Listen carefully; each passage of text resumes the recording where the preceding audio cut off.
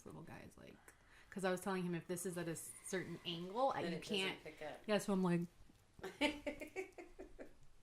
Yeah, we might have to figure out another position for that microphone stand.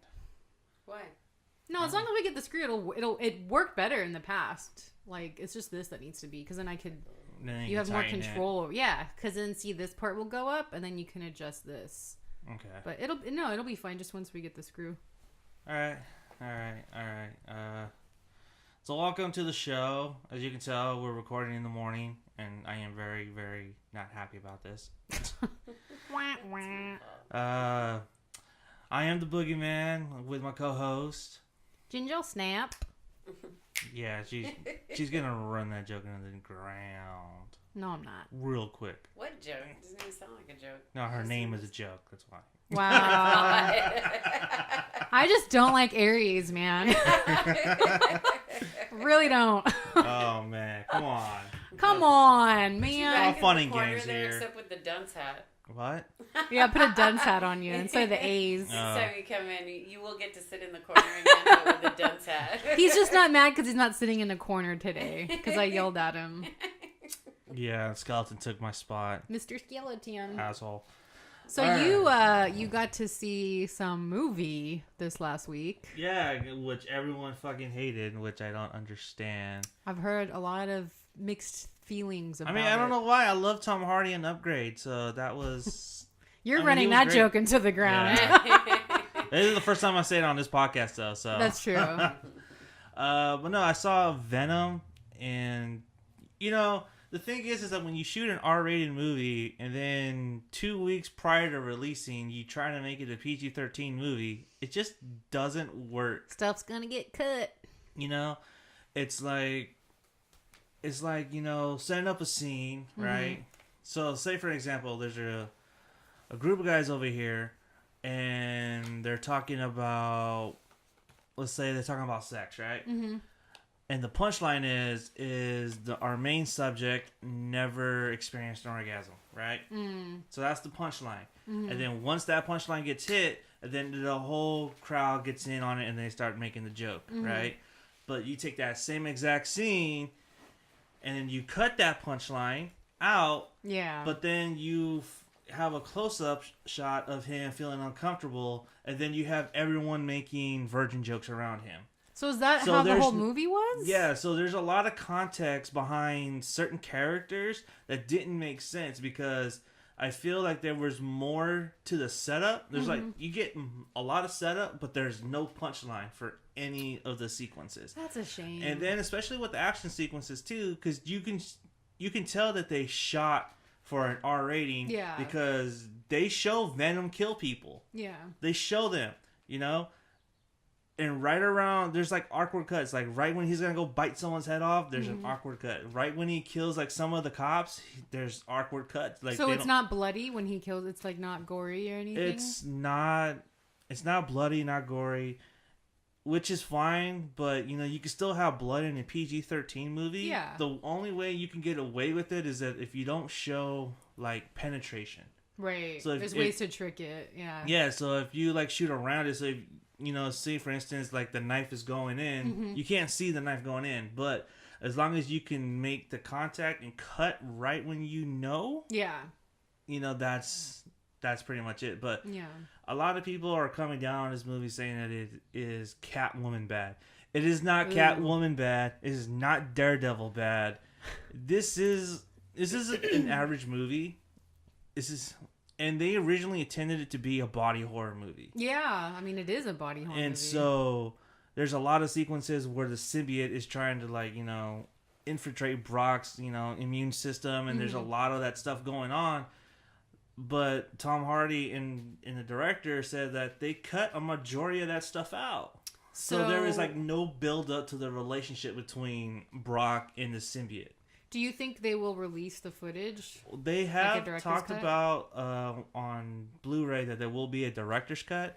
I don't know how much of that footage will be released mm-hmm. onto the DVD, but I would like to see the director's cut to this movie because I do think might be a whole entirely different movie. Yeah, I think it would add like depth to Brock, Yeah. and then add depth to his love interest, and then even make the main villain have like more context behind his motivations. Who was the director? Ruben Fisher. Should have been Cronenberg. Right? That would have been awesome. David Cronenberg doing Venom. God, that movie would not have been made. But like, imagine though, like that would be really cool. That would have been cool. And violent. Ruben Fisher did Zombieland. That's his most famous one. Not really a huge fan. But that's one of the movies that kind of put him on the map because I mean, if you really think about it, Zombieland kind of not only parodied the zombie genre, but also kind of reinvented the rules. And it was basically like a video game, if you really think about it. So I really appreciate Zombieland for what that did. But, it's an average movie. So it wasn't horrible then? It wasn't horrible. Because I've been hearing mixed things. Like, people are like, why is everyone giving so much hate? It wasn't that bad. Like, I actually enjoyed it. And this was fun. I think a lot of people hate it because there was no Spidey. That's the thing, yeah. Because but they knew that going into the trailer, though. Yeah, I know, and that's the thing. Like, and I argue with some of my friends about it. It's like, well, there's no Spider-Man, blah blah blah. Yeah. Like, okay, well, one, that's a licensing issue. Two, they're supposed to be in different universes, but with Sony being in bed with the MCU, they're trying to reel Spidey as like, hey, we can actually rebrand Spidey under our banner, but using their brand. They've done way too many Spider-Mans. Like, way too freaking many. And then wait in a short amount of time, too. Yeah. That's not good. It's just too much. Sorry. Like, next. Same with Batman, though, too. Well, but see, Batman, I think what the reason with Batman is because you had Batman and Robin. Yeah. And let's be honest, that kind of killed Batman for a while. Yeah. Christian Bale is the one that, like, brought it out. Yeah, with Batman Begins and The Dark Knight. Mm-hmm. Which I do want to have a conversation about that and the Dark Knight effect on superhero movies, because I think that's an interesting conversation to have. For sure. But yeah, I think this Venom is a really good movie. It's not an awesome movie. It's not a great movie. It's not the movie that it should have been. But it is a fun movie. And I found myself fucking laughing. Was he good at comedy? Because Hardy's not really known for comedy. Yeah, he was pretty funny. Really? I found myself laughing my ass off during this whole movie. Was he buff in this? Not as buff. He's so fine. Sorry, he's not as buff as he was as Bane. Yeah, he was huge. And then what was it? Bronson? Was it Bronson? He wasn't in Bronson. He wasn't that big. Shame. Which is kind of a shame too, because when you think of Eddie Brock is he's a big guy. He's a big meathead. You know what I mean? Yeah. And the casting of Tom Hardy is an interesting choice. But I can see why they went with Tom Hardy. Yeah. Because he's someone that goes for it. Who would have been another good Venom, though? Just like, do you have anybody on the top of your head that would have been a good choice? Good question. No, honestly, I don't. So you're satisfied with Hardy? I'm a big Tom Hardy fan, Me too. and I actually like Tom Hardy's Bane, even though a lot of people that I know I don't did too. like. They really messed up the sound on that because he sounded like Yoda, and you couldn't really hear. Didn't they have to fix it because when they had a screen test, people couldn't understand what he was saying? Yeah, and when the first trailer came out and when Bane was speaking, it was very distorted. I don't know if you can find that trailer anymore, but there's a trailer out there that is like. You couldn't understand a word he was saying. It was like really mumbly, and really distorted, so you couldn't hear what he was trying to say. And he was giving this throughout the whole trailer. He's giving this whole 90-second monologue, and you can't fucking hear him. Yeah, I know. Which is a shame. I'm like, is there something wrong with the sound?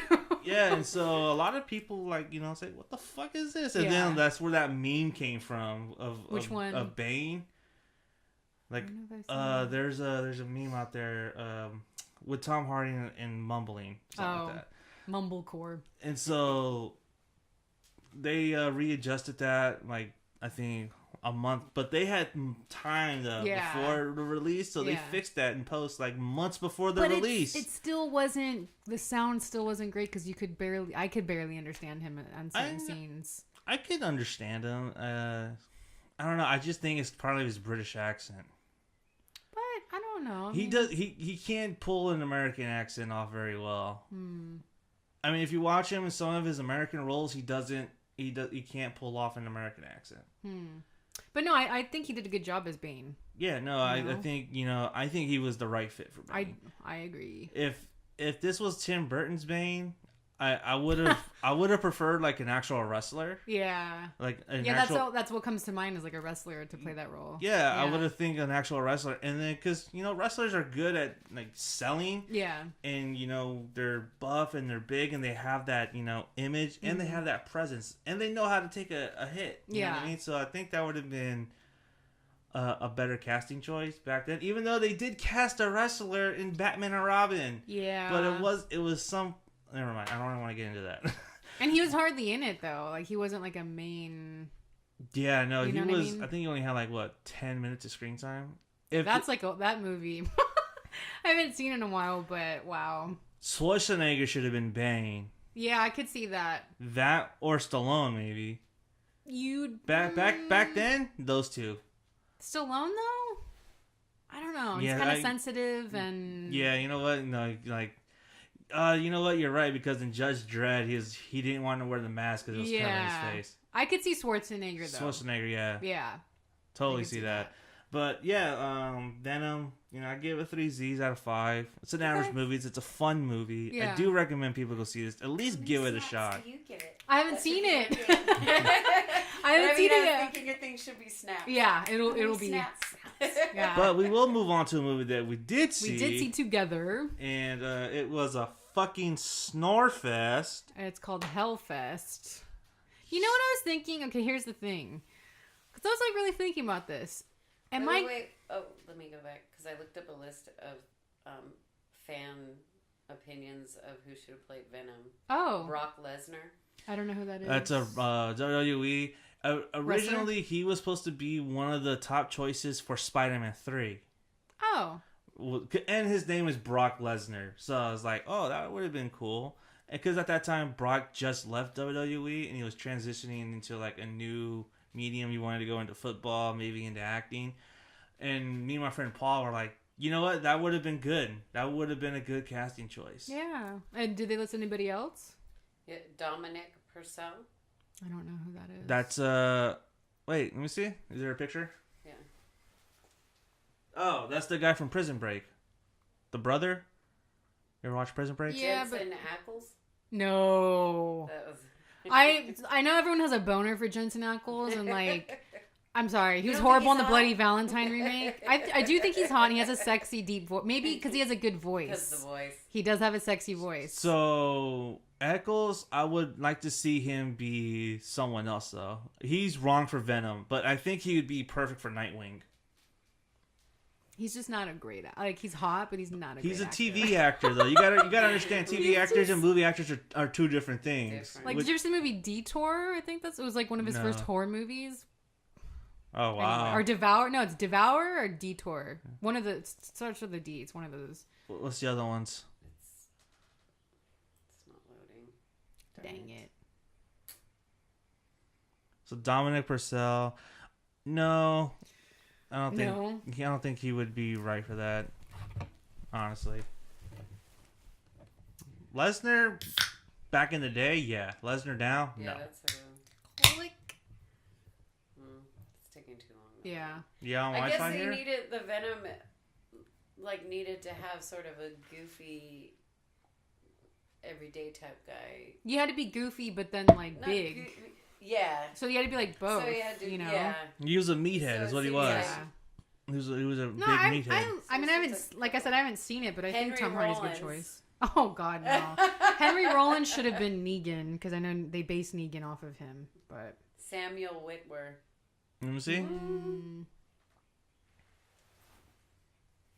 No. Evan Peters. Joe. You know what? Actually, he's not big. He's a little guy. Evan Peters. I probably would have. No. Probably would have had that. Well, but see, the thing is that Tom Hardy was short, and then when he got into Venom, he became bigger. You could have. Jax. Someone said Jax from Sons of Anarchy. Yeah. Charlie Hunnam. No, he's too that's boyish. And that's what British. Makes me think like he could do Deadpool. That same kind of look. Joe Manganiello. Yeah. The Italian stallion. The Italian stallion. I mean, he can do Goofy because he was in the new Pee Wee movie. Dwayne Johnson. Yeah, I could see Dwayne Johnson being Bane back then when he was a wrestler. I could see that, but not. I don't know about Venom. Alexander Skarsgård. No, he's too hot. He's too hot. He's too hot and Swedish. He's like 6'4". Someone suggested Vin Diesel. No. Yeah. Yeah. I think Tom Hardy was a good choice. Yeah. Because you need to find someone Jason that. Momoa. He's already Aquaman, which Yeah, I'm not a fan not a of, good but one. yeah. That's pretty much the list. The thing with Brock in the comics, Brock is a typical, stereotypical meathead from the 90s. And he's a jock and he's an idiot. Yeah. But with like, see, I think Dwayne Johnson could have pulled that off. No, Dwayne Johnson could have pulled it off. He would have been. No, he could have pulled it off. But I think what the problem with Dwayne Johnson is that, and I made this point too because they're talking about the Big Trouble in Little China remake. Oh God, why? And why? I know. Hold on, we'll talk about that soon. But the point that I want to make is that in the original, Kurt Russell wasn't the hero. He wasn't involved in a lot of the fight scenes. And when he was able to get into a fight scene, he found a way out of it. You know what I mean? So his sidekick was the one that got all the shine. That's true. The problem is that, Kurt Russell was Kurt Russell back then. You know what I mean? He was at his peak. Yeah. And so I feel like with Dwayne Johnson, he's just way too big. That's the thing. Yeah, I think he's too way big too for big. It. Yeah. And I think because he can't be like a Jack Burton type character. Even though we got glimpses of it. Physically big? No, just like, stature. So I was gonna say it's acting. He can like lose weight. They do it all the time. No, but I'm talking about like Dwayne Johnson will overshadow like a Jack Burton character. Yeah. Jack Burton is not a reluctant hero, but he's just reluctant. You know what I mean? He's like Bruce Campbell's Ash Williams, a reluctant hero that just doesn't want to do it, but he's like, I gotta do it. They should just pick his son to do it because his son looks just like him. His son has that like goofy and kind of like. Is he an actor though? Oh my god, yeah, he was in. He's been in a shit ton. He was in Ingrid Goes West. He was in. He was. He was the boyfriend of Elizabeth Olsen, or the husband of Elizabeth Olsen. Oh, that's him. That's his, and they look alike. He has that like persona. He was in. God, what was the Channing Tatum and Jonah Hill?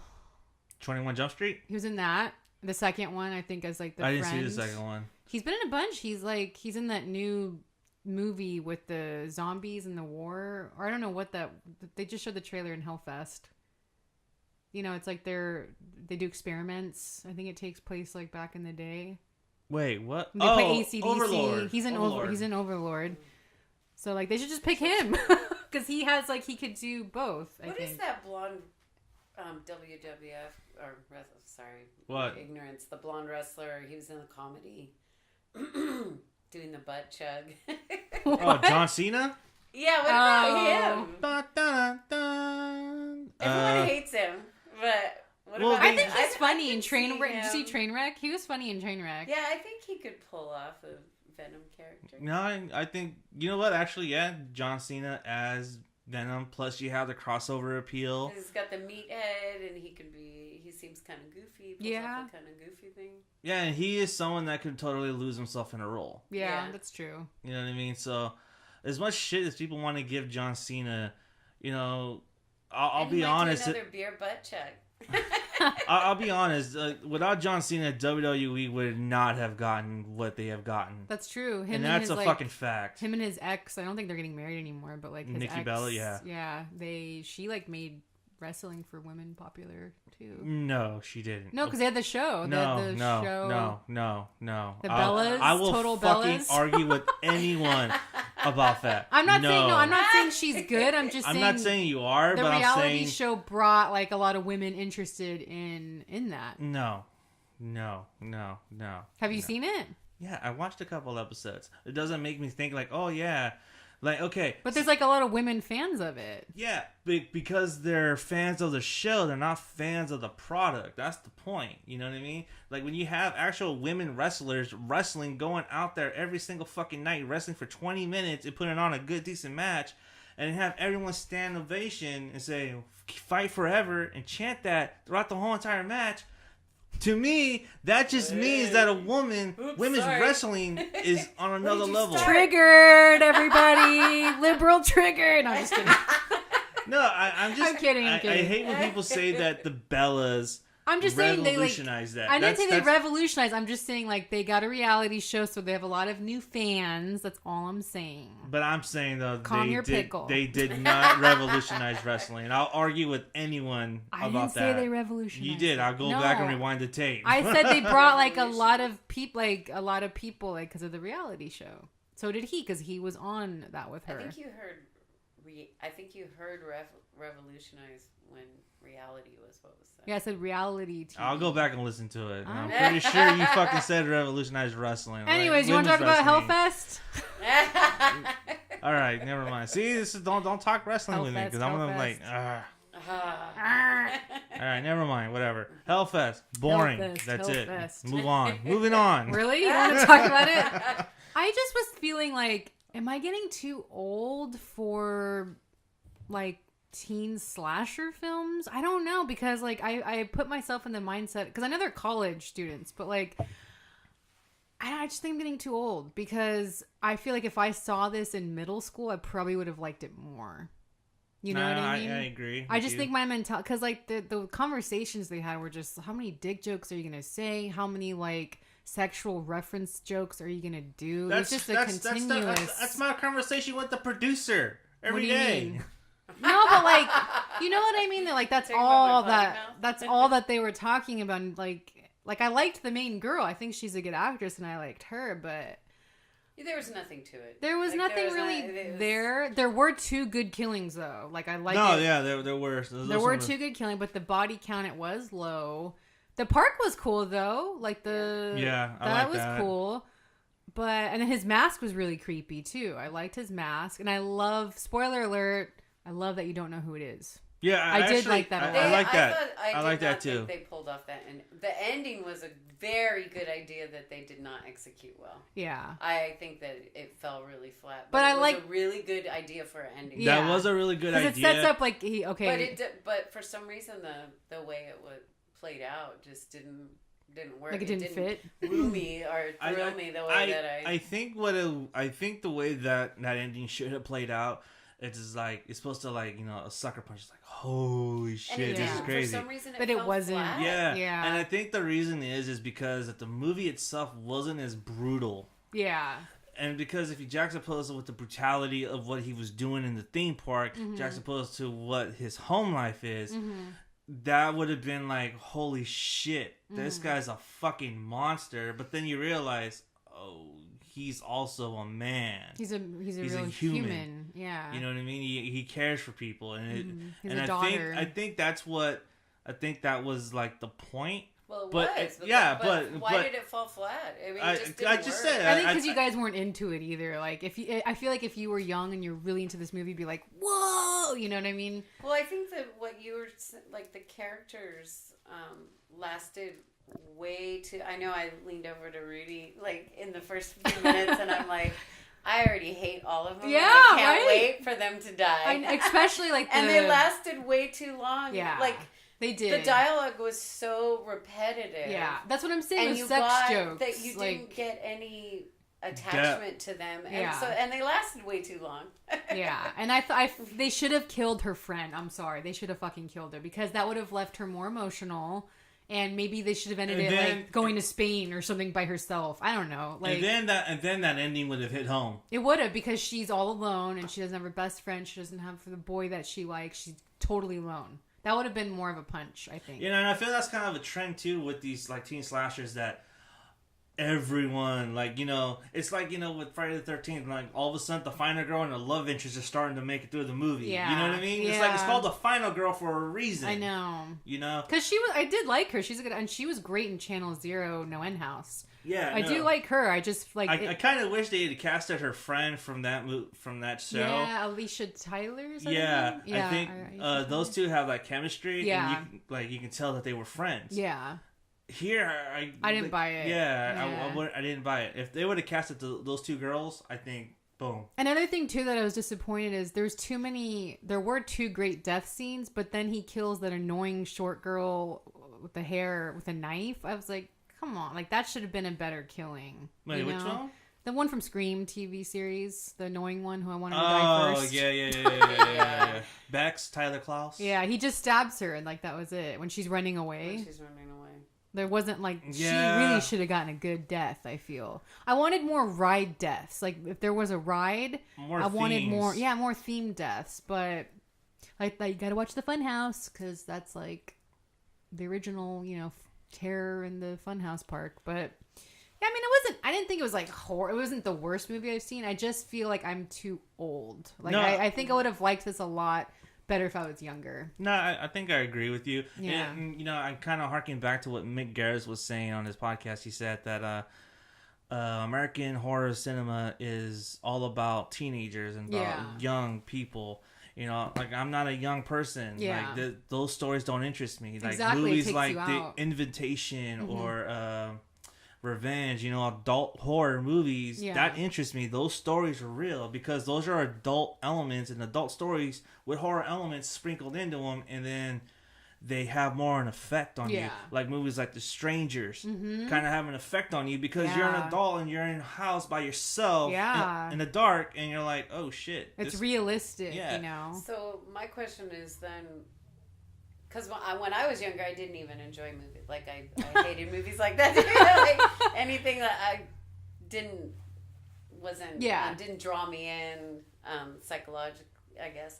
So why? Like, why? And that's not judgment. Yeah. He's the same way. Why would I have liked this if I was younger? Yeah, like, what would have made it more appealing? I'm just, like, because you have to go into, like, seeing being immature and seeing a movie with your friends, like laughing, and the guy like just like the fast pace. I mean, I'm not saying I would have loved this. In anything. Yeah, like I'm not saying I would have loved this if I was a teen. I'm just saying maybe I would have liked it a little bit better because you're with your group of friends, you could joke.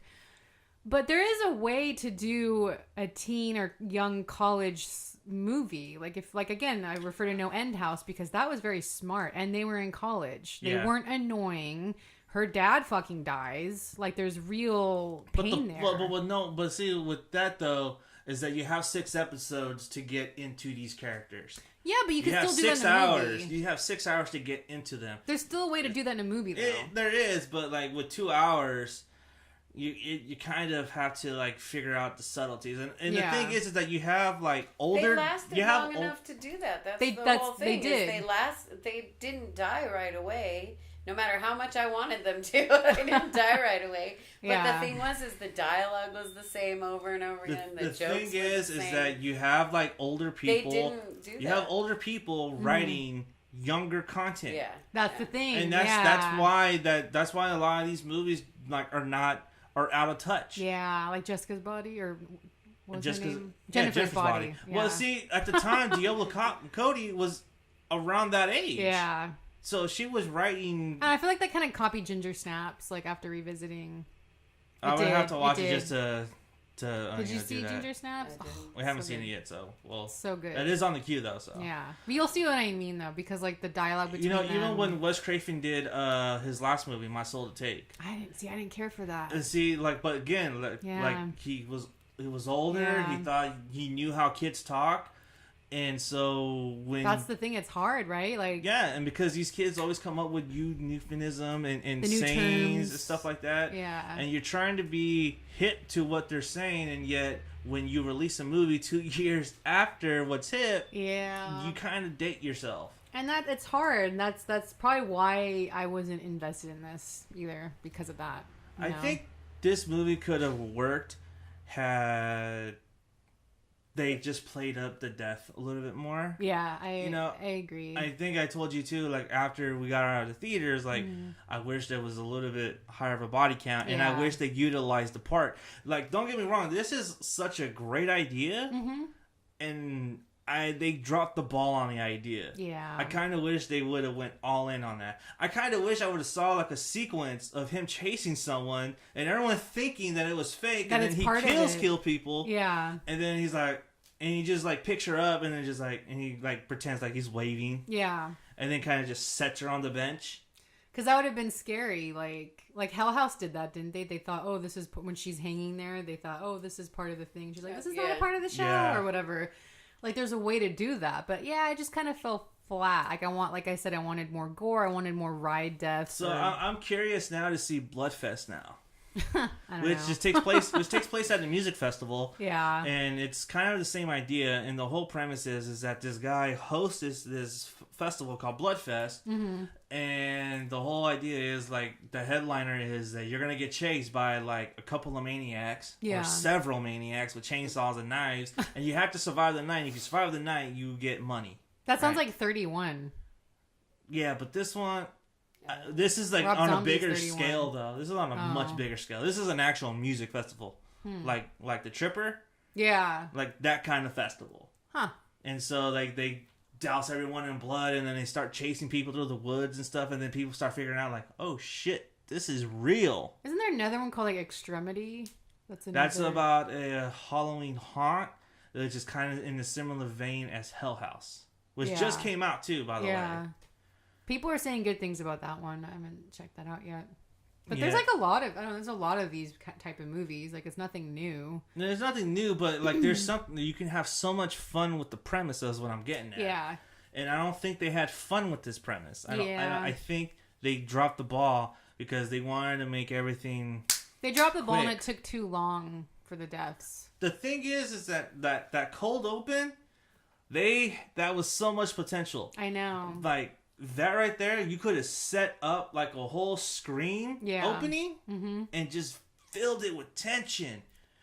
And they fucking dropped the ball on that. It fell flat, yeah. And it's like, damn. I know. And there was another sequence in the haunted house where he's following someone, and then they're trying to create tension, and then all of a sudden they cut the tension short by like executing the guy really quick. Yeah. Like, even if it's like in a haunted house, I want tension. I want to feel like, I want to feel tight. I want to feel like I'm claustrophobic. That one scene was good, though, where she's in the ride by herself and then the red light comes on because the ride stops. That was good. I wanted more of that. Yeah, I mean, that's exactly. Yeah. And I think if they would have, follow through with that premise, that idea right there, I think it could have helped this movie. For sure, yeah. But, Hellfest, So what do you give it? I give it 2 Z's. All right, I'll give it 2 snaps. Yeah. 2 Z's, 2 snaps. Not bumping the 9 approved, unfortunately. So you would not watch this again? I would watch this, but I would watch it if I had a group. A group, and then like around Halloween. It's a good Halloween time. Yeah. We should have drank before that. Yeah, movie. We should have drank. We didn't drink before. That was right up there with Meg and the Predator. Yeah. Should have clicked some beers in that theater. Yeah. Yeah, no, we definitely should have drank. I think alcohol helps anything. Like, it helps everyone calm the fuck down. It helps everyone get like in the mood to like have fun. Should have had a beer before you started talking about wrestling. I know, right? Here's a Snickers bar. Well, anyone knows that follows me on Instagram knows I'm an avid wrestling fan. Oh, so I can't tell. I know, right? So I'm just saying, Bite my head off. It did not. It did not. All right, enough of you two. Enough. Well, I'm excited for what we're going to talk about. I'm not. What? Jesus. Jeez Louise. Well, anyways, I'm excited. I could go on, but today we're going to talk about horror movies that really left an impact on us and scared us as kids, and maybe into like teens. I don't know how far you went with your age. Movies still scare me now, but I went with up to like 16. Like I said, like I went from 5 to 16. Okay. 5 years old to 16 years old. Mm-hmm. I feel like that's kind of like that was your mark. Yeah, I feel like, movies after 18 and older, there were some movies that kind of didn't do it for me. Mm-hmm. But then it wasn't until like I got, again, like we were just talking about, like when you find movies like Frontiers or Inside or High Tension, movies that are focused on young adults. Those are deep. on adult stories. Yeah. Those left an impact, and those were the kind of stories I've kind of went to more toward the latter half of my age. Yeah. No, I could see that. Those are very deep. I went kind of with stuff that scared me. But no, those are not the ones that I picked. But those are like after 20. Those are the movies that those are the movies now that scare me. Yeah, it's funny how your mind changes too, because like if you revisit the movies that scared you as a kid and you watch it now, like I rewatched, well, I'll get into one of mine later, but I just rewatched one of them and I'm like, this isn't scary. Like, it's so crazy how you just like when you get older, you laugh about it. But when you're young, it's like terrifying. Yeah. You know? So do you want to start with one? Yeah, so I'll start with number 5. Okay. And this is a movie that I saw when I was very young. And actually, seeing the fucking gif of this still scares the shit out of me. What is it? The Witches. Oh, yeah. That was the makeup in that movie, and she was scary. That was fucking terrifying. Yeah. What? Was that 80s, right? 1990. Oh, 19. Okay, so right on like this is right before she did Addams Family. Oh, wow. Angelica Houston. She's great. I love her. She so is fucking scary. Yeah. And those eyes, yeah, that scared me as a kid. I remember watching this when I was younger at night by myself. Oh it was on like TV though. So how old were you when you first saw it? Do you remember? So I didn't see it when it initially came out, but I saw it when I was like maybe like 8 or 9. Okay. And I was staying up late playing video games, and then I turned off the Nintendo. And then I put it on Fox because Fox used to have a thing called Late Night Cafe. Yeah, I remember that. So they would always have this like very elegant intro of a diner and the coffee, and it was just jazzy music. And then with the jukebox and an apple pie, and the coffee with you can still see the steam coming off. And then every commercial, there's always like a bite. So like at the end of it, like when you get into the end of the movie, like the plate's gone and so is the coffee, and so it's like, oh, it's done. So you know that the ending's coming up. Yeah.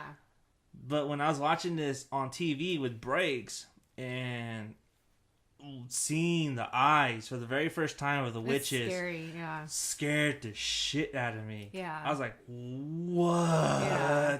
And ever since then, I never looked at eyes the same when I was a kid. I always looked to try to see if I saw that purple ring around them. Oh, God. But yeah, like, and people do, like, the GIFs and the memes and stuff, and I'm like, it's just gross looking, you know? You know, in the High Witch, you know, and what I appreciated, too, is, like, when she was doing her spiel in front of the whole witches, I didn't even know what was going on.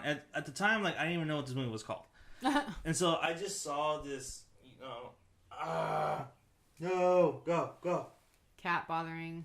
So it's like she knows. I know, right?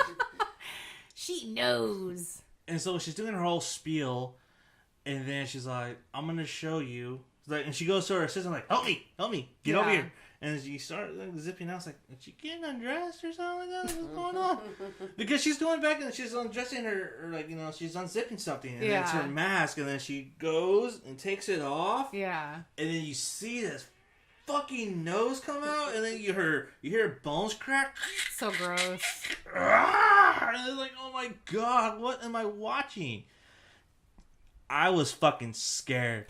I like literally put like my fucking blanket over my head, and it's like, it was that scary. Have you revisited this recently? Not recently. Okay. I wonder how your mind is gonna... I have watched this when I was like in my 20s, and I still found it horrifying. Yeah. Because the makeup still holds up. The makeup does hold up. The makeup holds up on those witches. It's, oh my God. On those witches. Those witches. Those witches. You know, and Angelica Houston is just menacing. She's great. And I don't think she gets enough credit for this role. I know. Because she fucking scared me. I think it has a cult following now, though. No, I think it does. Yeah. And I really do wish this movie gets like a Blu-ray release, because if it does, I would buy this. I'd like to. I haven't seen it in such a long time. I'd like to revisit it. Yeah, but that's a movie that scared me. And then also when you find out that the kid eats the chocolate bar, and the whole plan is to turn the kids into mice. Yeah. And then step on them. So it's so menacing. It's so menacing. You know, so like that. So ever since then, like I would always try. My stepdad would bring in mice, and I was always pretend like they were always the two little kids from the witches. Awful. So awful. I was like, I would help you. I'll help you. Oh my God. So, yeah, but that movie scared the shit out of me as a kid. I haven't seen it recently as an adult. Mm-hmm. I am curious to see how my adult mind would take it how now. You would see it now. Yeah, but how about you? So, okay, I just revisited this the other day, but as a kid, I was fucking terrified of Phantasm, the tall man. Yeah. Angus Scrimm, the actor that played him, for some reason, he just really freaked me out. Even into like my teens. So this is your number 5, Phantasm? Yeah. Okay. Even in my teens, like I would revisit it and I'm like, ew, he's so weird and gross. But then I rewatched it the other day. It is a good movie and the movie still holds up, but I wasn't scared of him anymore. I think because he, as a kid, when you're watching this, he's so tall, right? Yeah. And when his overbearing presence kind of overbearing, takes you. Yeah. That one scene when the kid sees him walking down the street in front of like the ice cream man, Reggie. Yeah. And he's just walking and like the way he walks with his hands and it's like, and he has like so much power. And the way he like turns and looks at him and like his face is so kind of like pointy and sharp. And then when you hear him go, boy, you know, it's just very... I have a cat on you right now. She just loves you. He's just very... I don't know. He's very dominating in this role. And I just was really, really terrified of him as a kid. And in the sequels, too. You know, I recently visited 2 and 3 on Shudder. I remember liking 3. I don't remember if we had this conversation now, but I remember liking 3 a lot when I was a kid. And because I really liked that kid with the 6-shooter. I thought he was awesome. Yeah. Little wannabe Macaulay Culkin. And so I recently rewatched it and I was like, this is not... You don't like it anymore? No. I don't know why. You know, again, it's just interesting, like, you know, how your mind works. Yeah. Because watching it as a teenager, I'm like, this is fucking badass. Yeah. This is cool. Watching it now, I'm like, oh man, this is not as good as I remember it to be. It's so funny because like the language and the dialogue, it's so hippie. The first one, because when I was watching the other day, the way they talk to each other, like, hey man, you know, like it's so hippie. I love it, but I love Reggie. Like I think Reggie's hilarious. Like what the hell is going on? Like his voice and everything. He's an ice cream truck guy, but. Yeah, the movie itself doesn't scare me, but just like him though, and then like that yellow stuff when the boy's running and he slams the door and it cuts his hands, all that gross yellow stuff. Yeah. And then when he's having like a nightmare in his bed and he wakes up and looks up and the tall man is above his bed. That scared me as a kid when he's like behind his bed.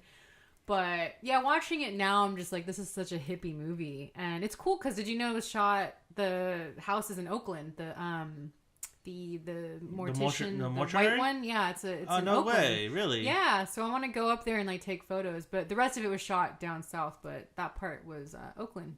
Was that just the exterior or the interior as well? I'm not sure about the interior, but I know like the land and then the house, the white part was Oakland. Mm-hmm. Nice. But yeah, so Phantasm. So my number 4, I know I talk about this at length, but it's gonna be Candyman. Oh, that scared you as a kid? Was it because of the urban legend too? Well, I hadn't heard about the urban legend prior to seeing this. Okay. So when I first saw this, I was watching it with my parents. I wasn't supposed to be watching it. There was no door to my bedroom, and the TV was facing my bed, right? Oh. So I could see everything, and so like I would watch.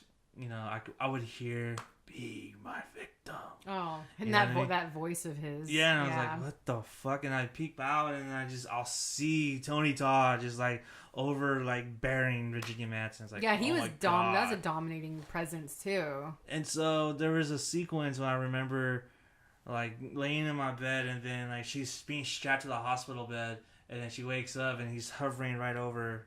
I'm like. Ah! Yeah, I lost it, and then my mom's all like, "Go to bed! Shut up, go to bed!" And then she goes in and she like tries to tuck in like my blanket so I don't see it, but that doesn't work because I can still hear the fucking movie. Yeah. And so I'm like, "Oh man, this sucks." And then it wasn't until like after I went to my nana's house where I told the kids about Candyman. And they're all like, "Oh yeah, you know that his sister is Bloody Mary. So if you say her name like 3 times, yeah, in the mirror, in the dark, you're gonna get a visit." Yeah. And guess what happened? They took her to the fucking bathroom, said her name, and fucking closed the bathroom on me. And it just held in. I'm in there like kicking and pounding on the door. I remember when we talked about that on Urban Legends, right? Urban Legends, the same thing happened to me as a kid. Yeah. Yeah, and so it's fucked up. I know, and so. The whole entire time, like, you know, Candyman was a movie that kind of scared me as a kid. watching it. I bought the movie when I was about 16, 17. Mm-hmm. That was one of the first movies I bought on DVD. And I watched it and I was like, oh shit, this movie still scares me.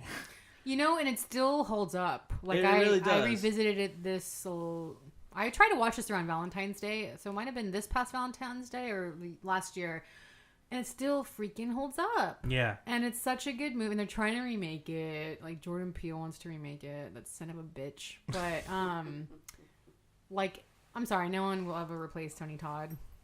You're not going to. But it's so terrifying, though, and it's such I don't know. I think Idris Elba would be a good Candyman. I like him a lot, but I'm just so attached to the original. Yeah, know? but I could tell if they did remake it, I could totally see Idris Elba. Yeah, well, they want him to be James Bond, so we'll see about that.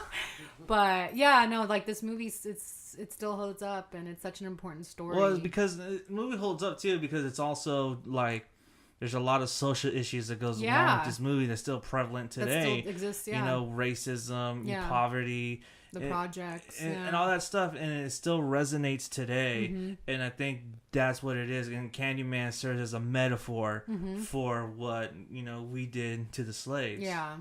And I think what Candyman represents is like a folklore to them, where he's like, he comes out and they know that not to say his name, but they also know that he doesn't only kill like bad people, but he kills good people as well. That's the and thing, if you want to test it, you're gonna get it regardless. Yeah. I didn't care for the sequel as much because they moved it from Chicago down to New Orleans, and I thought the sequel kind of lost its. But they did show a little more of his backstory. Right? Yeah, his backstory was a little bit more rooted in Farewell to the Flesh. Yeah. But I thought it was more scarier when you didn't really realize what his backstory was, because it was up to interpretation of what happened. That's you right. get tidbits of it, and then you start understanding his motivations behind it. Were you scared of bees because of this? No, I was scared. No, My Girl actually made me afraid of bees, actually. Oh, Macaulay. Because I saw My Girl first. He was the only good thing in Hellfest. Who? Oh, Tony Todd? Yeah, and he was in it for like 2 seconds. But that voice. But you pointed out his voice is everywhere, though. It's everywhere. Oh, I love his voice just like melts. Although actually, I didn't like what he did with his voice for that. But the rides. I thought it was a little. Oh yeah, the rides. The rides announcements. But when he was on the stage, I was like, "What is he doing?" He's like half yelling or half. I don't. He should have like. Kept he's probably like tired. He's older too. You can tell he's like old. But I love him in Final Destination because he's like, "I'll see you soon." But yeah, I love him. Candyman was the movie that scared me, and it still scares me today. Candyman. I still won't go into like a dark bathroom and say that name. That and like Bloody Mary. Like I don't know. Like I hate. That's why mirrors are not good. I think you should not sleep with mirrors. You need to cover them up. Here's another test too of how well this movie holds up. Dare anyone to go fucking say Candyman in a fucking mirror. I know. I'll go do it now. Go do it then. You have to do it at night. That movie did not scare me. You have to do it at night. The movie scared me, and I was just like, oh shit, I can't. Yeah. I can't watch this.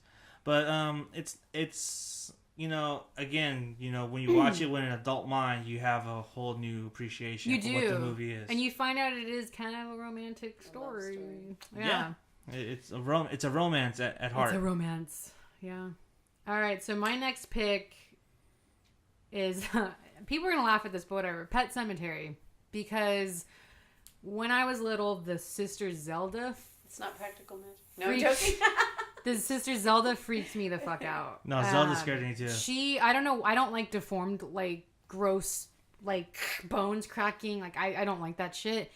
And to see her in bed like that and just like all gross, and then like when the sister has a flashback of that and she's like trapped in that room with her, and I'm like fuck, like I don't know what it was, she just really terrified me looking back. And then when she gets up out of the bed and runs up to the camera and starts yelling, I hated that scene. Oh my god, insane. she scared me so. And it's funny because like my friend wasn't scared of Zelda, but she was scared of what's Church? His name? No, Church. She looks like the new Church. The bicyclist guy. What was his name in the movie? I always forget his name. God damn it! I know what you're talking about. She was scared of him because of the blood gash and stuff. Yeah. So we always like compared, who's more terrifying. But I don't know. And even like the tone of the film was just very creepy to me. And then at the end, when the little kid is under the bed and cuts the ankles. Cut the Achilles. Or that part freaked that movie me out. Didn't scare me, but I was just like, I'm like, I never want my feet by a bed. Pascal. What was it? Pascal. Victor Pascal. Victor. Yeah. She was scared of Victor. But yeah, like, I don't know, like the movie is just such a heavy tone, and even like, I haven't revisited in a while. I rewatched the second one recently. Doesn't hold up as well. Doesn't? I don't know, like it's such a heavy movie though. It is, but it's kind of clunky though if you watch it. Yeah. You watch it now, it doesn't hold up as well. Zelda still holds up. She still freaks me out. Like, fuck that, Yeah, I thought the makeup was kind of, like, I was watching it and I'm like, the makeup looks weird. But that to me, when it's not perfect, that to me is creepier. Like, if you look at Evil Dead, like, their makeup, See, I thought, to me, that Evil Dead, that was good. Yeah, but that's what I'm saying. Like, I'm comparing the makeup. When it's not done perfectly polished and it's kind of chunky and gross, that scares me more, actually. I think to me, it looked like makeup to me. That's what Zelda's did? Yeah. Yeah. Or I'm going to have to look at it. I haven't seen it, but she just freaks. She's so gross and freaks me out. But I saw the trailer for the new one. I'm not a fan of that actor, but what actor? The main Jason. guy. I'm just not a fan of him. His face bothers me. Jason Clarke? Yeah, it's like his face. But he's an everyday man though, so I think you would need someone like that. Yeah, and I don't know, like they're not gonna. John Lithgow doesn't really have an accent in it, and I'm just like, he's not gonna say down that road there. Like Herman Munster was perfect for that, but no one can ever replace Fred Gwynn. I know, he was so great, but yeah. So that was my other pick. Pet Sematary. Yeah. That's a good pick. My next one would be A Nightmare on Elm Street. The first first one. And so that movie right there scared the shit out of me and made me not want to sleep forever. Don't fall asleep. And I think it's looking back at it now, and the movie still scares me today, actually. The movie still does scare me. Yeah, it actually still does scare me today. But when I go back and I look at it and I analyze it, it's mainly because of the music cue of Freddy's. Oh. It's like, ding, ding, ding, ding, ding. That right there, for whatever fucking reason, that music cue scares me.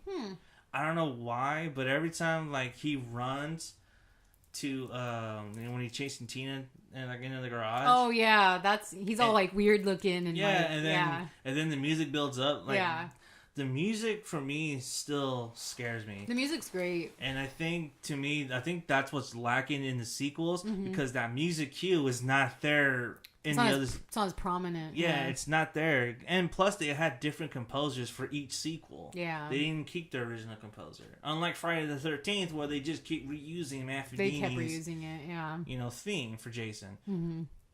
This one still scares me, and I think the makeup still holds up. Yeah. A lot of the practical effects for this fucking movie still holds up. I remember seeing this as a kid, and my dad was showing me this. And I just remember seeing that opening sequence of the boiler room. I'm like, oh, I'm like, should I be watching this? He's like, yeah, you should watch. I'm like, okay. And so I watched it, and I'm like, okay, I'm gonna go to bed now. But every time, like, again, I didn't have a door in my bedroom, so I would hear the movie. And so, like, the music cue, like, every time I heard that music cue, I knew he was on screen. Yeah.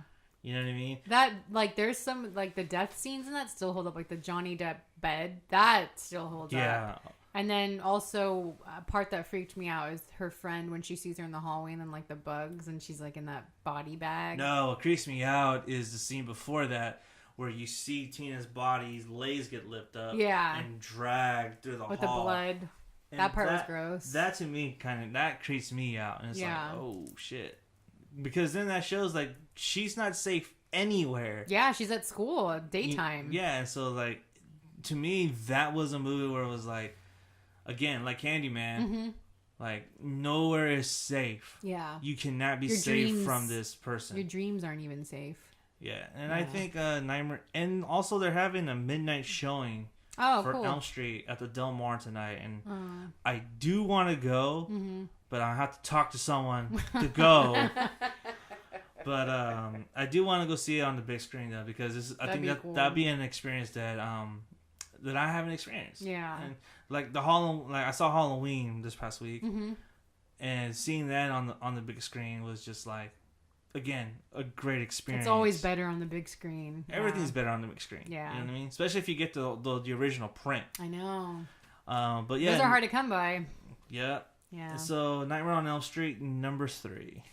Okay, my next one is the Poltergeist 2. I was never scared of, like, Poltergeist movies, but again, I don't know what it's about creepy old men. Kane, like, he just freaked me out. That scene, and it's daytime. This is a daytime scene. It's not a nighttime scene where he comes strolling down her neighborhood, and then the best scene in that. It's like sunny, but then it starts to like rain, and then he like has his little Amish looking outfit on, and he goes up to the door, and then he's like just so menacing in that scene. His teeth. He just looks like a skeleton. He looks like a skeleton. He looks like a skeleton, and I read because he was dying actually, like he had cancer or something, but. That whole scene is just so creepy. And then he's like, you're all going to die in there. And then when it flashes back to him in like that cave and like his teeth, well, I don't know, like his teeth and just like his eyes. And he just was freaking scary. He really scared me. And then I was like, oh my God. And then when I would play outside, I'm like, is he going to come down my street and knock on the door? Now you're looking at people with suits and hats. Yeah. And like, oh shit. Right? Any Amish people here? But yeah, like, so he just like, I don't know. He freaked me out. I haven't watched the whole movie in its entirety in a long time, but I have seen like clips in here, and it's a good movie. Like, it still holds up, I think, you know? I haven't seen Poltergeist 2 in a very long time. Last time I saw it was like in the 90s on TV. Oh, wow. And so that's a long time. I have not seen it since then. Like, I'm not a fan of Poltergeist to begin with. I'm not either. Yeah. Like the series in general. It's just like, to me, I'm like, whatever. But him though, like just like that, it's very similar to like the tall man presence. Even though he's not as tall and he's like skinny, he still has that like the Men in Black kind of you know, thing, and he's just he's a demon and he's terrifying. So I don't know, he just really freaked me out when I was little. He creeped me out. Fucking Kane. And he scared, like, a lot of people were scared of him, too. I wasn't the only one. Like, I posted about it, and they're like, yeah, like, and everyone's like, yeah, he was actually dying of cancer, and I'm like, I don't want to feel bad, but he was fucking ugly and scary, you know? So. I'll have to edit that out.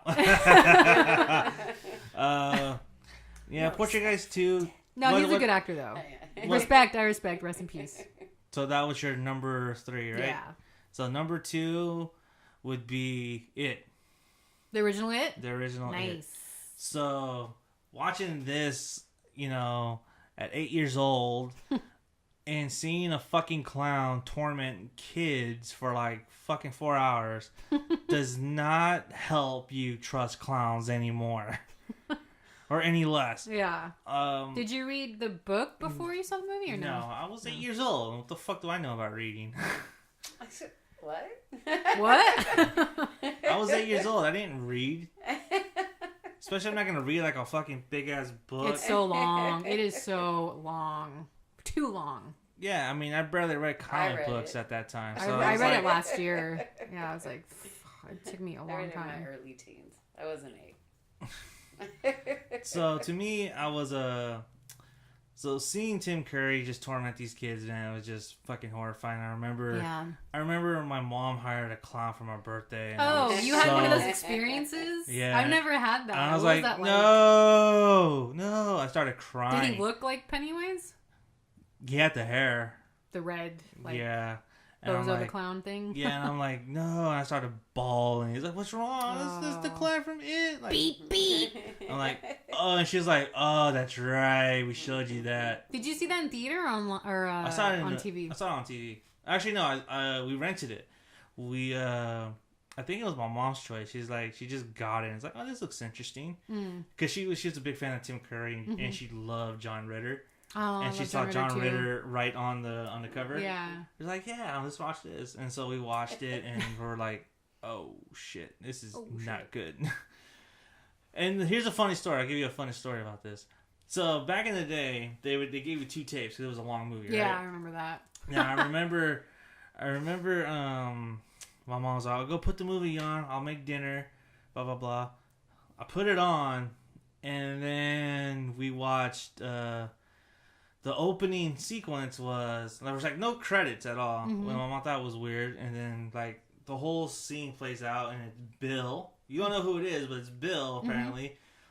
Seeing Pennywise digging up the graves, right? He's like, oh yeah. He's out digging them up. He's like, hey Richie, or no, hey Bill, take any of these ones, except for that one over there. That one's taken already, and it's already one filled up. Yeah.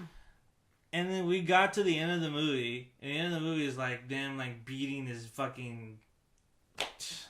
Don't even get me started on the spider, whatever. Yeah. And then we watched the first tape. She's like. And she looked at me like, Johnny, did you put on the wrong fucking tape? Oh my god! Wait, so you guys watched that's the second part, right? Yeah, we watched the second part first, and then we went to the part 1. It's like, oh my god, Johnny, what the fuck? I keep forgetting this is a TV movie. Yeah, it's a TV movie. Yeah, but you could rent it, and they did show it in theaters at some point, like a special screening. But yeah, like it was it TNT? No, what did they show this ABC. on? Oh, it was ABC. Okay. It was ABC. But which is funny because it's always airing on Lifetime. Yeah, because I think of the abuse of the girl. Yeah. Yeah. I always saw it on like TNT. I was never scared of him. I always thought he was funny, but I feel like I'm like one of the only people that likes the original more than the new one. I just think the new one was too polished. I'm sorry. Tim Curry scared the shit out of me, and just seeing clowns after a while. A lot of people got fear of clowns after this. And there's this whole thing too that like Tim Curry scared like a generation of kids off clowns. Oh yeah. Because clowns after that kind of like their business kind of dwindled because no one wanted to like hire clowns because kids were scared of them. They're legitimately scared. And so, I didn't want to be a clown or anything. The previous Halloween I was a clown for Halloween. And so I'm like, I don't want to be a clown. I want to be a vampire.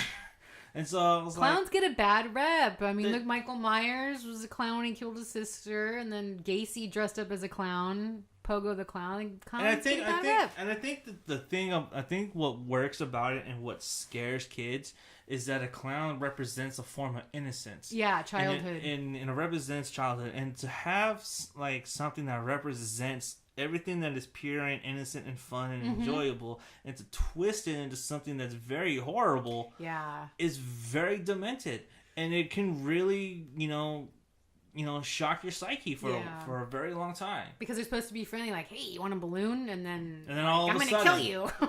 And all of a sudden, you're getting ripped open by a clown. Right? By a clown. Seriously. Yeah, the book is terrifying. Like, if you have time to read the book, I mean, it is a long one. How many pages is it? It's like 1,300 or 1,200, something like that. I'll just get the audiobook. Yeah, because the book, it is too long, and it is unnecessary to be that long. But the book, like, is just way more perverse, like the orgy scene. At the end. I think Michael C. Hall reads it, or it's Stephen Weber. It's one of those really? Two. Yeah, they read the book.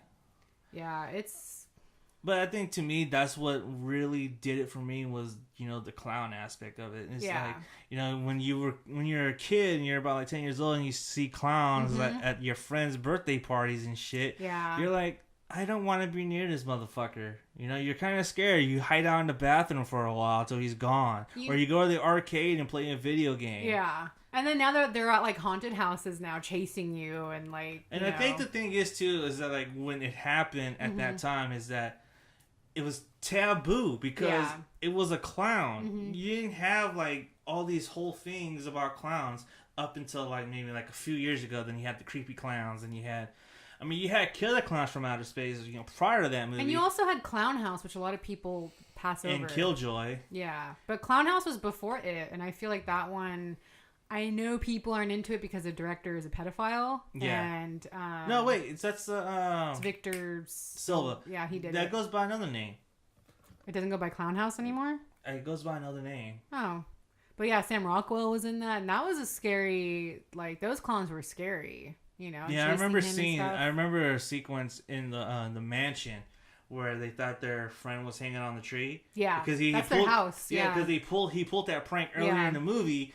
And then they they thought it was a prank, but no, he was really hanging. He's really hanging. Yeah, it's a creepy movie. And then the one scene that really stuck with me, because I had seen this movie after I saw it, and this one just really put it over the top for me, is when you see the fucking clown footsteps, because the kid's hiding underneath the bed, and then you see the clown shoes walking around, like you can't help but laugh, but then all of a sudden you're like.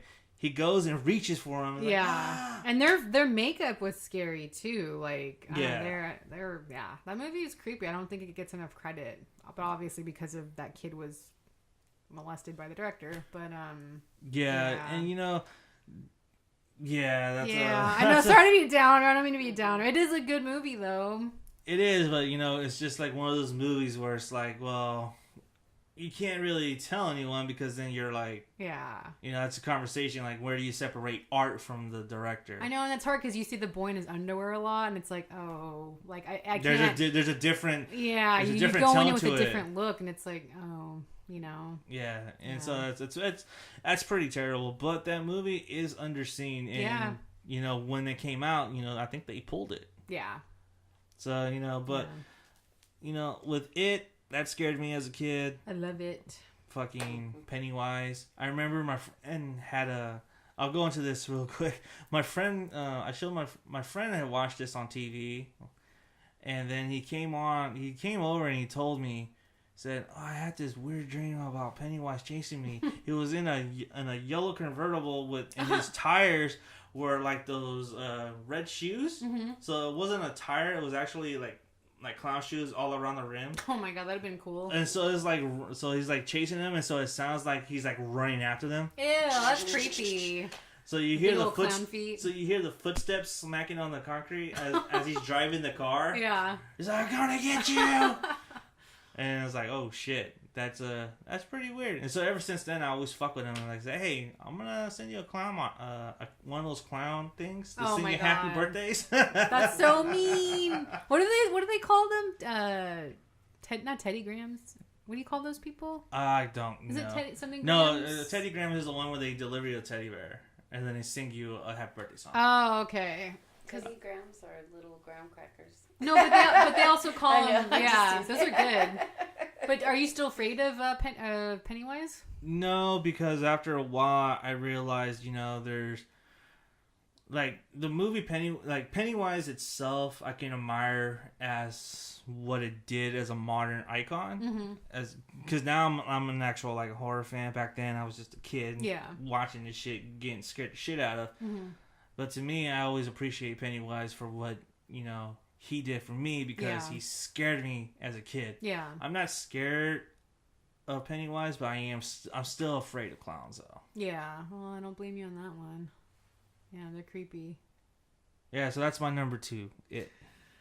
Stephen King's It. Okay. My next one, I don't know if you've seen it. Not a lot of people have. It was a TV movie as well, and it was called The Haunted from 1991. No. This was like The Conjuring of the 90s. If you tell me this is a Lifetime movie, you need to get the fuck out. No, it wasn't on Lifetime. I don't. They probably have shown it on there, but I think it was a remake of an old movie. Doesn't it take place in a house? Yeah, so this was based on a real story. I don't remember what family it was, but it's like this family that moves into this new house and things start going south. And like the husband gets possessed by a succubus, and it's creepy because like the grandma lives with them, and you start hearing voices that they mimic your voice, right? So what really scared me about this was the ending, actually, because they think everything's like okay afterwards. Mm-hmm. And it's not. So the mother is like doing something, and then you hear the grandma's voice going, Janet, like a really creepy old person's voice, which is supposed to be the grandma. And she's like, what, Mom? Where are you? I don't hear you. And then you hear it again, Janet. And that right there's creepy. Yeah, it's really fucking, like, I get goosebumps because, like, I hate that shit. Like, anything like that and you can't see but you hear freaks me out. So she goes and she can't find, and then she finds her mom outside. She goes, were you calling me? And she goes, no, like, I've been over here viewing this. And then it ends right there. Like, okay. So in the movie, they hire, like, a psychic, and they hire, like, a person to, help the possession and stuff. But it doesn't work. And then there's a creepy scene where they go out of town, and then the neighbors call them, and the house is going nuts. The house is shaking. The lights are on. Like, you hear, ah, like, screaming sounds. Like, everything's going nuts. And they come back and they see their house like that.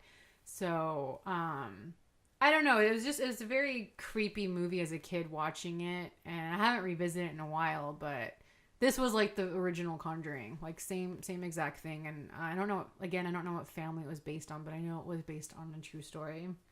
But you could probably find it on YouTube or somewhere online. Yeah, it's made for TV. I don't know what network it was on, but Usually when they're made for TV, they're really hard to find. It says, this is based on a book, The Haunted of One Family's Nightmare. Oh, guess who it's by? Who? Ed and Lorraine Warren. Oh, there you go. That's probably why. What if The Conjuring is actually a remake of The Haunted? It probably is. Says the Samari family move into their new home on Chase Street, only to find that it's plagued with 3 spirits and a demon. The demon wants to destroy their family and constantly desperate to find the Warren family to get rid of them. It's creepy too because you'll see George Wallace is in here. No. You'll see like a black mass, and it like follows them, and it's I don't know, like it's the graphics are probably cheesy now, but as a kid watching that, I'm like, oh, I don't like this. Fox. It was on Fox. Oh, it was on Fox. Yeah. Okay. Yeah. So. See, I kind of remember watching that. Yeah, it's a good movie. I remember Fox at one point they were showing some fire TV movies for a minute. Yeah. You know what I mean? But yeah, that would freak me out, especially the voice, like them mimicking the voices and you thinking it's like your family and it's not. Like that really scared me. Directed by Robert Mandel. Oh, you also did School Ties. Oh, I like that movie. FX. Let's see. Touch and Go. Did a documentary on Def Leppard. Perfect Witness. And that's pretty much it. But yeah, I'm gonna have to check this one out. Yeah. Like I said, I haven't revisited it in a while, but Ed and Lorraine Warren, that's trouble right there already. Yeah. I know. So yeah, The Conjuring, that's interesting. It might be a remake then. I don't know. It's really similar. They're not like in a country house though. Like I know The Conjuring, they kind of lived out in the country. This one they had like neighbors and stuff, but I don't know. This movie is actually on YouTube right now. Oh, there you go. I don't know how good quality it is, but well, it's probably bad quality, fuzzy. It's definitely gonna be fuzzy, but yeah, you should check it out. Yeah, most definitely. All right, what is your next pick? So this one I'm gonna switch it up. I'm gonna go to my teenage years. So I was 15, and this is where I got my very first horror lesson. Texas Chainsaw Massacre. Which one? The original? The original, yeah. Nice. I mean, I was 15, and there was no such thing as a remake. So I saw this one. I had not heard of Leatherface at all prior to that point. Mm-hmm. Only ones I knew of were Freddy, Jason, and Myers. That was it. Mm-hmm. And so I watched this at my friend's house. So I'm going to give you the story. So my friend recently got a membership at a local video store. He was happy. Nice. He was 18. He could finally rent rated R movies. So the very first movies he rented were Faces of Death and God. Texas Chainsaw Massacre. Wow. Back when they actually had, because I remember they pulled Faces of Death from video stores. Yeah, like Ultimate Video, they had all those video nasties there. Nice. Which is why we always loved going to Ultimate Video. And so he rented that. And he's like, Johnny, I want to show you something. Come over. I was like, all right. So I went over. And he showed me, I want to show you this crazy ass movie. It's called Texas Chainsaw Massacre. Nice. It's like, okay. He puts it on, and I'm like, what the fuck? And to set up the scene, it is around this time, at this time of day, with the sun up. Yeah. Blinds open, so there's light, right? And I'm watching it during the day, and then right at the time, like, they go up to the house, and the girl finds the hook or whatever. And then all of a sudden, she walks up to that big metal door. I'm not expecting it at all. Oh, and then you hear the metal door just slam open. You see this fucking ogre just coming and running after her. And she runs out the door and grabs her. Yeah. I shit you not. I did not stay. As soon as he slammed the fucking metal door open, I ran out the door. Wow, I ran really? to my house. Yeah. Wow. And I did not come back for like hours. So you didn't finish it the first time? I didn't finish it watching because I was scared. I was like, oh my god. At 15? I was 15. Wow. I was scared. I was like, what the fuck is this? Like, no. Yeah.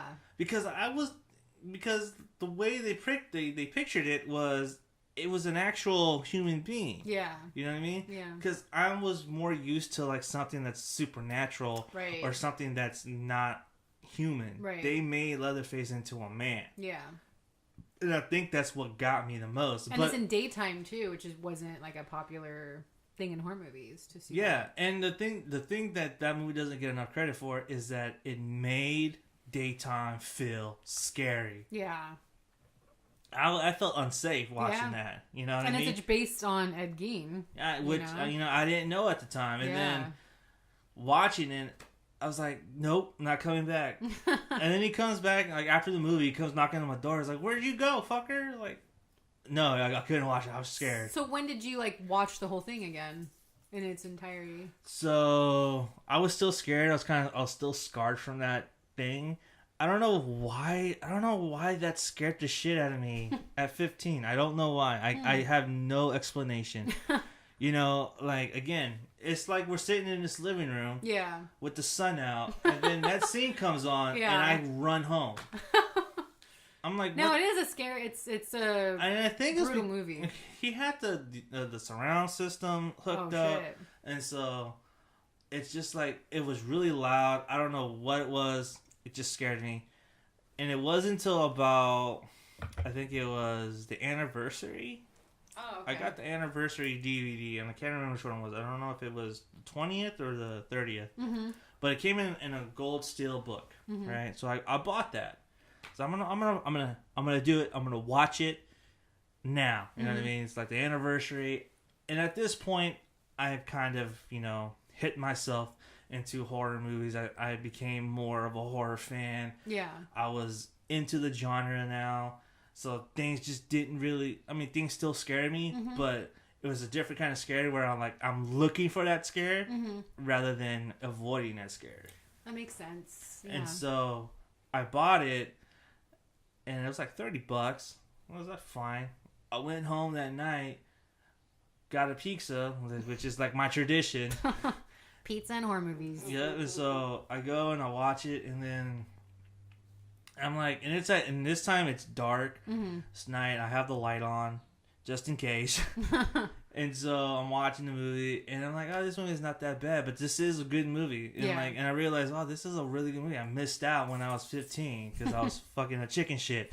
I couldn't do this, So it wasn't until about I was like mid-20s till I finished watching. You finished watching it? Yeah, and to me it kind of holds a special place in my heart because it's a movie that did something like no other horror movie did as a teenager, which scared me.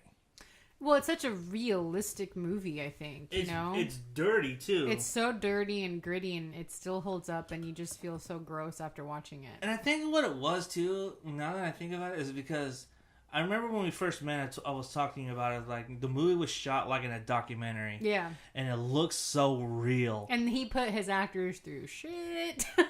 Yeah. They suffered. They literally, and you see that, but like it makes it so great. That's what makes it so great. But the performances play out so well because of that. Yeah. And it's funny too because like now watching it, you kind of understand the humor. Yeah. Of the movie. Yeah. You know, there's a lot of funny shit in the movie. You know what I mean? Like, why'd your brother do that at fucking door? Yeah. Blah, blah, blah. You know what I mean? That was supposed to be played for laughs. You know what I mean? And now people get it. It's like, oh, that's the joke right there. Yeah. And it still holds up. You know, like I know the remake came out. Was I in high school when it came out? I was. Yeah, I think I was in. Yeah. I don't think we're too far apart from age, so I think we were both in high school when the movie came out. Okay, so the remake was just. I mean, it was decent, but it was so polished. You know, like you didn't. I don't know. Like you just feel the intensity in the original. It's just they used real bones for God's sakes. Like I think they were from India. All the bones. Yeah. Like they used real stuff, and yeah, it's just that's like one of my favorite movies of all time. I love Tobe Hooper. And I just think, like, you can't get away with shit like that anymore. No, you know, there's, like, the SAG, and you have to only keep your actors to do this, so... I really do like the remake, actually. Mm-hmm. The remake, to me, I really do like. I think it gets a bad rap because it's... I don't really understand why people don't like it. I liked it. I think there were some great scenes in there. I mean, it's a shot-for-shot remake of the original, basically. That's what it is. Minus the girl shooting her head. Yeah. Like, I liked it a lot. I think that was one of the only good one of Michael Bay's remakes, but, you know, it is very polished. Like, it's not as gritty as the original, for sure. And I think that's what makes the original... like so special, because of the way it's filmed, and it's dirty. It feels unsafe. It's so gritty, yeah. You know, so to me, Texas Chainsaw Massacre is one of those movies where it's kind of like, you know, they always say that horror fans in particular say that's like a rite of passage. Oh, for sure. You know, that's a movie that you gotta watch. And even the sound, like the camera thing, like just the sound effects and. Yeah, everything's on point. Everything's on point, and so many movies were inspired from that, I think. Especially the Strangers 2 ending. Definitely. I know you haven't seen it, but once you do, I do know that, that inspired Silence of the Lambs. Mm-hmm. So, yeah. Texas Chainsaw Massacre is a movie that I do. If you're a horror fan, that's a movie you definitely need to see. Oh, for sure. And I know some horror fans haven't seen it, but that's a movie you definitely need to see. For sure. That's a good one. That's your last one? Yeah, it's my last one. All right. My last one is the original Amityville Horror. This was always on TV when I was younger. And so I'd always watch it. And once again, it's a house possession movie. But I think why I was scared is because I found out I'm related to the real people. I think that had like an impact. When did you find that? My mom told me probably like when I was like around 10 or 9. And did you see the movie? I saw it before, but then it was always on like every year. Mm-hmm. So, but then after hearing that and like all the weird shit, I'm like, whoa. Like what happened to the family afterwards is actually tragic, more tragic than the movie. Because they're like all dead now and they all died like really weird deaths. So just hearing that, I think up to the ante on the scare. But the movie itself is terrifying. You hear like when you see the priest go in and try to like bless the home, and then you hear "Get out!" Like that part freaked me out. And you're talking about The Exorcist, the Amityville Horror. Oh, Amityville. Mm-hmm. So just hearing that and everything, and the blood and the possession that happened to George and stuff, like. And I don't know, I heard some things like, like, oh, he was into the dark arts. Like, that's what attracted it. And just how it affected the whole family is, like, really tragic. So, I don't know, like, I think that having that impact of knowing what happened to all of them afterwards because of my mom's side, it's just sad, like, did it follow them? Like, did this curse follow the family? Yeah. So, I don't know. It's a very tragic story, but I think the film really holds up. I did not like the remake at all. I didn't like it either. I actually really liked the second one, too. I actually don't like any of those movies, actually. Really? The first one? I think the first one is just too slow and just... too boring, actually. You find it boring? I find it boring, actually. Wow. Because it takes a long time before it even gets started. Even the remake had that issue too, where like there's like a whole lull of 45 minutes where nothing happens, and then all of a sudden something happens, and then another lull of like 20 minutes of nothing happening. I feel like the original always had stuff happening. You had the priest, be affected. You had the running water be bloody. You had the husband getting slowly possessed. The stuff happening to the kids. The babysitter getting locked in the closet was terrifying. Yeah. I mean, I might have to revisit this because watch it alone at night. Because from my memory, I do remember this movie not being as active as it should have been. Well, it's based on No, I do realize that. I understand that. The point is that watching this at the time, there was just like nothing happening. The story just didn't interest me. Yeah, I could see that. I mean, it's definitely there's on cue the gardeners. I think because I am scared of house possessions and because I'm related to them, so I think that kind of played into why it scared you. Why it scared me. But I believe in ghosts. I believe in demonic possessions, and I've seen some stuff, heard some stuff. So I think being young at that age and then seeing that and then hearing that voice, the demonic voices, it scared me. Like it really did. No, I could see that. Yeah. I think the remake. The reason I think the remake didn't work was because they casted Ryan Reynolds. He was hot, don't get me wrong. No, but like, see, here's it the was thing. just bad. No, here's the thing though. It's too comical. Ryan Reynolds, like, he's too attractive to play George. But he was too comical Josh too. Brolin, he's like a rough, gritty man. Yeah. He's an everyday man. And he looked Ryan a lot like Reynolds George. is not that. No, he's a good-looking guy. Even though he tried to have the beard and all that. Yeah. He was. Yeah, he was just so wrong for that role. But he did have good shirtless scenes. Yeah, but the movie, I'm guessing that's why you liked it. The movie itself, though, the remake, I didn't think it was scary. Like, no, it just was not. They casted the wrong people. Yeah. They casted people that were in their mid-20s playing people that were supposed to be in their 30s and 40s. Well, no, they were supposed to be in their 20s. Were they? Yeah. Because Josh Brolin and Margot Kidder weren't. Margot Kidder's what, late 20s when she did that? Was she? I think so, yeah. She was great in that movie. I really liked her in the movie. But yeah, I don't know. Like, I still won't watch that at night by myself. I'm more scared of, like, that type of stuff than, like, slashers is my favorite, but I'm more scared of, like, real possession and things you can't see than, like, a killer killing people. Yeah, because at least with that, you know how to fight. Yeah, that's the thing. Or how to get away from it. Right. Like with a curse or a ghost, a poltergeist. Yeah. There's really not a way out. No, you're fucked. You know what I mean? Once it attaches to you, then you're donezo. And they did so many sequels. I think, the only sequel I liked was the second one because it was so Which weird. was the one with Meg Ryan?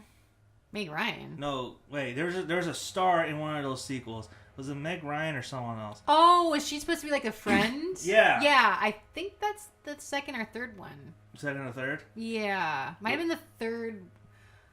I'm trying. Yeah, I think I remember you talking about this. Have you seen the second one? I haven't seen the second Oh one. my god, it's like incest. It's so weird. So like it's another family that moves into the house and the brother slowly gets possessed. Mm-hmm. And he's hot too, but like he slowly gets possessed and he starts checking out his sister.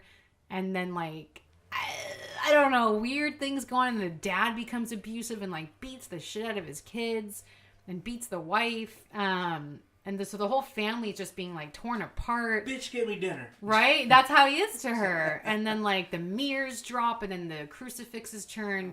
I saw that. Yeah, but the whole brother-sister thing, oh, man. That's weird. It's so weird. It's a good movie, though. I really liked the second one. But the sequel is, like... I mean, there's even a sequel where there's a lamp that's haunted. Like, they just took it out of control. They did so many... There's a new one that, like, just got shelved. Like, that's not... It actually came out.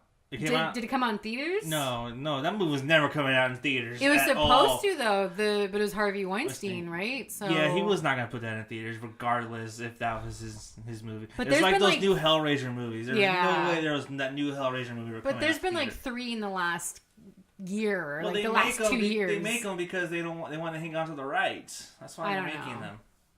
All I know is it tore that side of the family apart. Everyone like started fighting and dying, and like I know one of them is writing a book right now, and there's just a lot of drama going on. But yeah, I don't know. It's a tragedy for sure. Yeah, damn, you're just a fucking downer today. I'm not a downer. I'm saying stuff that scared me as a kid. Jesus Christ. All right, bonus. You have a bonus one? I don't know. Actually, let me rephrase. Do you have one that scares you now? Have you ever Did you ever see The Entity? Yeah, that one made an impression. The rape. They remade that too. Did they really? Yeah. The original was scary. Movie. The original was good. And then the music, then it's like, bah, when he's like raping her, it's like, yeah. bah, bah, bah. It's like, and what that the ending fuck? where they trap him in the... oh, that's right. They actually trap the ghost. Oh, God. And it's based on a true story. It is. That freaked me out when I was younger. Yeah, Entity. that one made an impression on me. Yeah. One now, nothing really... Nothing scared you I'm now? hard to please now. I don't know.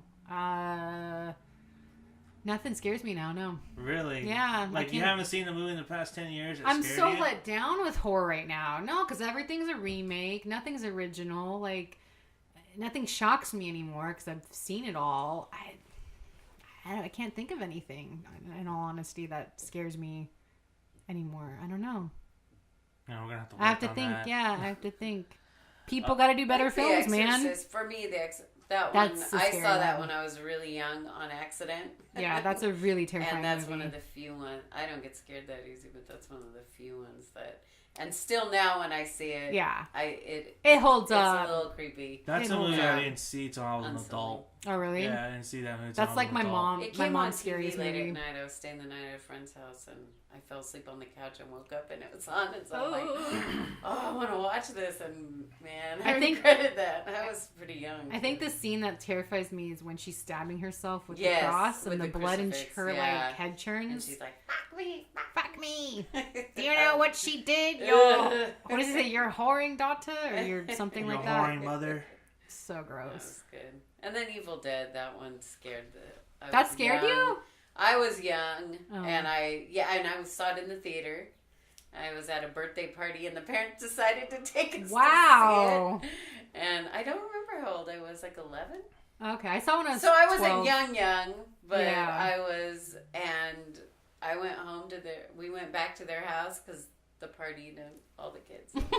I was up all night. That one scared me. The rape scene creeped me out because of the trees, and I love trees, so that freaked me out. Yeah, it was the whole thing, like the thing coming out of the floor. And everything about that movie when I was 11 or 12. It's funny because when I watch it now, I laugh at it. I didn't like the remake. It doesn't really scare me now. I didn't see the remake. I just did not like it. But I do think it holds up. I think it's pretty good still. I think the makeup it doesn't is scare me anymore, but the gross makeup is so... I think does its job as it's a good horror movie. You know, the original Evil Dead as a DIY film holds up. I think the sequel holds up a little bit better, though. And then it just became a comedy with Army Darkness, but... I think it's disappointing, that Army of Darkness thing. Sorry, Johnny. I will say, I haven't seen it, but the nun does freak me out in The Conjuring 2. I don't know what it is about her. Maybe it's this whole demon possession thing. She freaks me out. But I haven't seen the Nun movie. Yeah, don't go see it. Just Conjuring 2. Don't go see it. Don't go see it. But that's like the only thing. But besides that,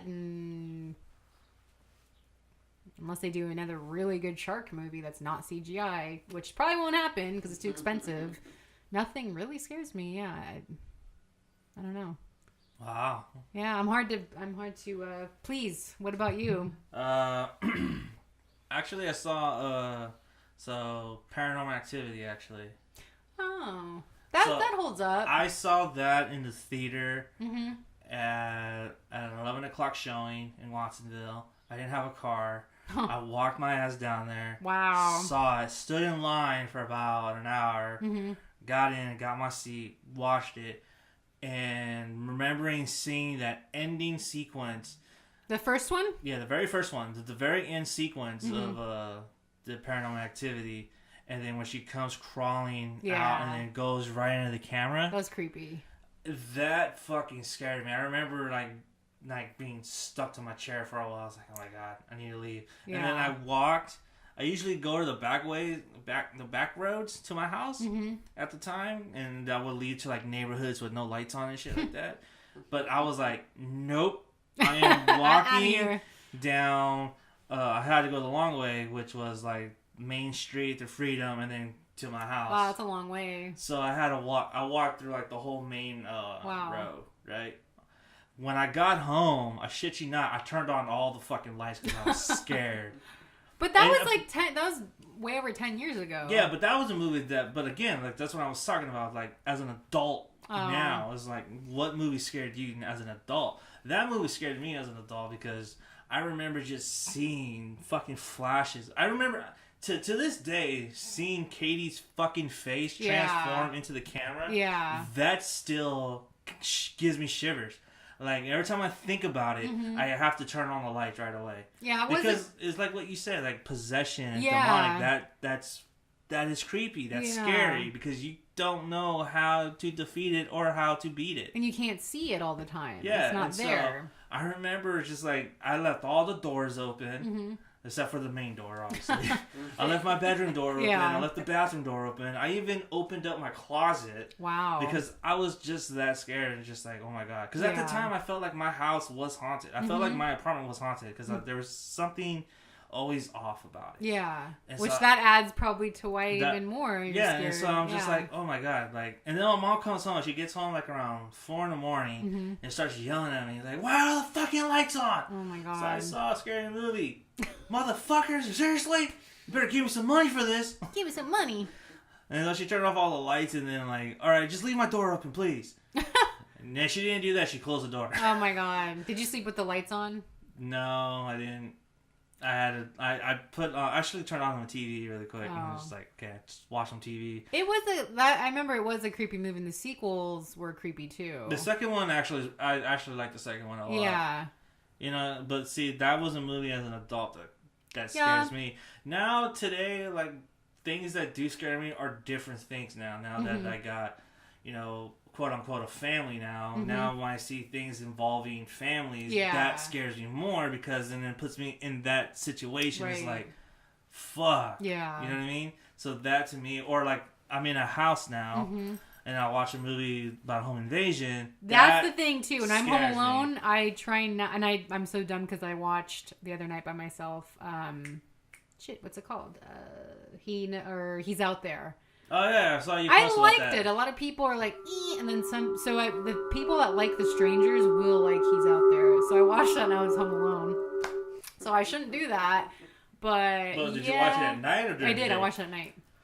Yeah.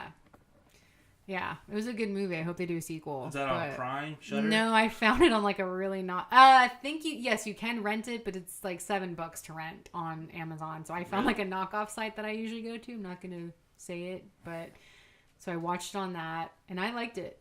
I thought it was decent. But yeah, like the Strangers to me is scary. It's probably like I always say, this is my last favorite horror movie because it's so intense. But I'm not scared of it because I like the masks. Yeah. But what they do is really scary. But I just like, I'm trying to think. I would think probably there's a scene, I think it's in Insidious, or it might be Insidious 2, where it's the mom, or I think she's home alone or something. Like her kid is at school and she's like walking in the house, and then there's like that ghost woman, and then like her face changes. Oh, the bride? It's not the bride, it's the other one. There's like a mom ghost in it, and like her face just changes like really quick. Oh. I think she's in like the living room, and the house is so dark. And that's spooky too. Dark houses, like that's scary because like everything's so dark and shadowed. But that was a creep, like that creeped me out. But I would say like probably The Conjuring 2, like the nun. Just I don't know, like when she's in that hallway, I'm like ugh. But I can't think of anything else right now. You know what scares us now is a lot different than what we're scared as kids. Yeah. And I think that's what with Hellfest too is like. That's the thing. Are we too old now for that? And I think that movie would have scared me more had they would have done it in plain sight, because then that would have been a little bit more scary and more intense. Like holy shit, like that could really happen. Yeah. You know. And I think they dropped the ball on that. Not to harken back to our previous conversation, but that's the point that I'm making, is that like does that movie now scare young adults or teenagers. Yeah. Does that movie does its job? Does it really scare them? Because those are the ones that go to those haunt things. Like, like. And it's funny too because the guy behind is, I don't want to go to the Halloween haunt no more. Yeah. I was like, well, stay away from the corn maze then. It's funny now because too, like now as I'm getting older, I feel like I'm really afraid when I watch disaster movies, like End of the World, like, oh my God, the water's gone, like the food source. That kind of scares me too, because that can really happen. And like the way our world is right now, we're so overpopulated. Our water supply is not great. Like global warming is serious. It's a serious issue. And they're saying like, if we don't really change this in the next 10 years, we're done. So that does scare me because we're not guaranteed that. And like one little missile hits us or one thing just goes wrong, we are done. Yeah. So that's scary. And then also I think like certain like alien stuff is creepy. I take this back. The Fourth Kind did freak me out. Have you seen that? That's the one with Mila Jovovich? The alien abducted one? That did scare me. No, I didn't see that one. Okay, so I get that movie confused with Dark Skies. Oh, Dark Skies had Kerry Russell. Yeah, I get those two confused. That was a good... I actually really like Dark Skies. I can't remember which one was better, though. So I like Dark Skies because it introduced me to one of my new favorite bands, but The Fourth Kind, the aliens are really scary looking. And that abduction scene, so that did scare me. I remember Fire in the Sky scared me as a kid. Yeah. So I don't know. I think like aliens freak me out and like disaster worlds just because it's so real. Like that could really happen. Man, just living today scares me. Yeah, I know, right? You're not safe anywhere. And I don't know. It's a crazy world, man. Really crazy world. All right. Well, on that note, fucking downer. Hey, you asked. Yeah, I was talking about movies, not real life. Those aren't, but they are movies, though. My God. Everything's a movie. It's all a movie, Sid. We all gotta keep it happy. It's a happy place. Remember that. Happy. All right. Well, that's it. Those are our movies that scared us as kids, and what scares us in life now. I am the Boogeyman with my co-host, and I'm Ginger Snap, and our producer, Miss Moist. We are out. Bye. Stay scary. Bye. And Miss Moist. And you